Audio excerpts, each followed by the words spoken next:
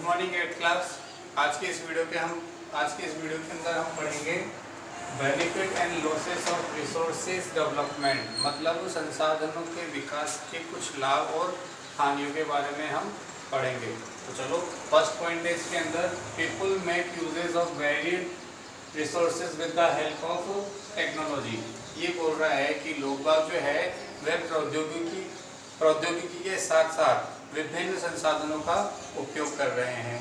कहने का मतलब ये है कि जैसे जैसे लोग बागों ने प्रौद्योगिकी के बारे में जाना, वैसे वैसे वे प्रौद्योगिकी के माध्यम से विभिन्न संसाधनों का उपयोग भी करते जा रहे हैं। आगे है second point, the conjugation of resources increases with the development of technology. ये बोल रहा है कि प्रौद्योगिकी के विकास के साथ, टेक्नोलॉजी के विकास के साथ संसाधनों की क्या हो रही है, खपत भी होती जा रही है। अब जैसे जैसे लोगों ने प्रौद्योगिकी के बारे में जाना, प्रौद्योगिकी को तो सीखा, तो उसके साथ साथ क्या हुआ, संसाधनों के अंदर भी ज़्यादा खपत होने लग गई, उनका ज़्यादा भी उपयोग होने लग गया। नंबर थर्ड है, on the other hand indiscriminate uses of resources has led to global ecological crisis. ये बोल रहा है, अगर हम दूसरी तरफ बात करें, दूसरी नजरिए से बात करें, तो संसाधनों के उपयोग से, संसाधनों के अंधाधुंध उपयोग से क्या हो रहा है, हमारी दुनिया भर की आर्थिक स्थिति में संकट पैदा हो रही है। कौन कौन से संकट हो रहे हैं?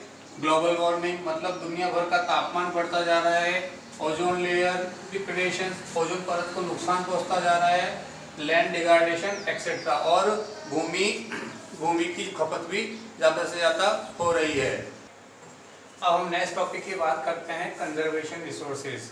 कंजर्वेशन रिसोर्सेज का मतलब ये बोल रहा है कि संसाधनों का संरक्षण। अब इसके अंदर हम बात करते हैं, conservation resources mean the efficient, proper and judicious uses of resources. ये बोल रहा है, संरक्षण संसाधन का मतलब ये होता है कि हमारे द्वारा संसाधन का उचित, कुशल और विवेकपूर्ण उपयोग करना होता है।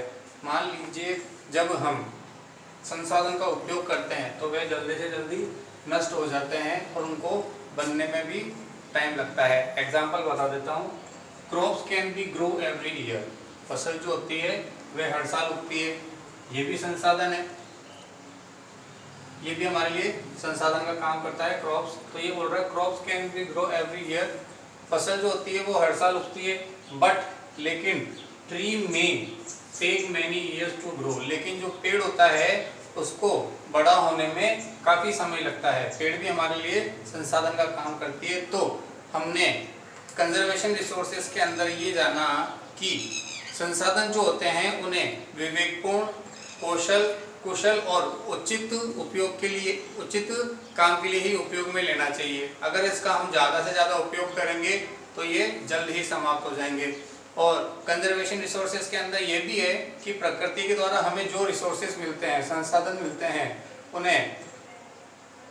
उन्हें कम से कम उपयोग में लेना चाहिए, जिससे हमारे जीवन को कोई खतरा ना हो। अगर हम मान लीजिए कि हम प्रकृति के द्वारा जो रिसोर्सेज हमें मिल रहे हैं उसका हम गलत तरीके से इस्तेमाल करें या ज़्यादा से ज़्यादा उपयोग करें, तो आने वाले समय के अंदर हमारे पृथ्वी पर प्रकृति के जो स्रोत होते हैं, वो प्रकृति के जो रिसोर्सेज होते हैं वो कम हो जाएंगे, और अगर वो कम होंगे तो हमारे जीवन को भी खतरा होगा।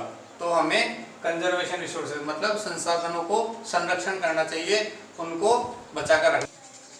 अब हम आगे बात करते हैं सस्टेनेबल डेवलपमेंट। इसका मतलब होता है विकास का बने रहना, भविष्य तक विकास के बने रहने में कौन कौन से पॉइंट हमें फॉलो करना चाहिए उसके बारे में दे रखा है।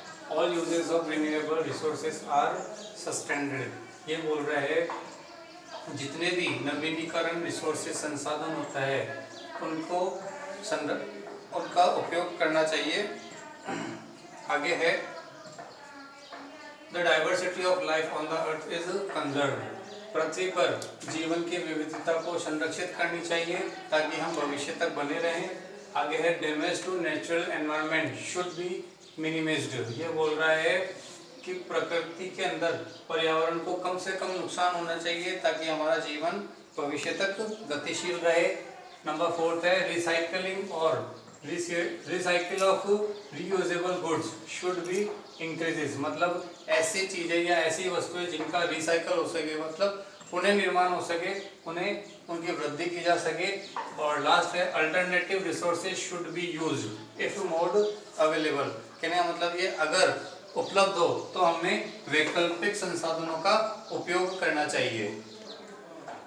इसके बाद हम बात करेंगे सस्टेनेबल डेवलपमेंट के सिद्धांत के बारे में।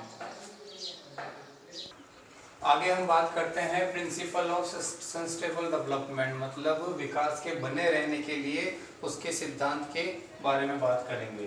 तो उसके अंदर फर्स्ट पॉइंट है respect and care for all form of life to achieve a dynamic result, मतलब गतिशील परिणाम को प्राप्त करने के लिए हमें जीवन के सभी वर्ग या सभी रूपों का पालन करना चाहिए और उनका सम्मान करना चाहिए। नेक्स्ट नंबर 2 है conserve the earth Vitality and diversity. ये बोल रहा है कि पृथ्वी की विविधता और जीवन शक्ति को बनाए रखने के लिए उसे संरक्षित करना चाहिए। नंबर 3 है try to minimize and depletions of natural resources. ये बोल रहा है कि हमें प्राकृतिक संसाधनों की कमी को कम करने के लिए निरंतर प्रयास करते रहना चाहिए। कहने का मतलब ये है कि हमें जो प्राकृतिक संसाधन मिलते हैं उसका कम से कम उपयोग करना चाहिए। नंबर 4 है educated communities must try to take care of their own environment, मतलब शिक्षित समुदाय को अपने खुद के पर्यावरण को की देखभाल करने के लिए निरंतर प्रयास करते रहना चाहिए, कोशिश करते रहना चाहिए। तो आज की इस वीडियो के अंदर हमने 3 बातों के बारे में जाना। फर्स्ट है रिसोर्सेज डेवलपमेंट, सेकंड है कंजर्वेशन ऑफ रिसोर्सेज और थर्ड है सस्टेनेशन विद डेवलपमेंट। मैं आशा करता हूं कि आपको ये समझ में आया होगा।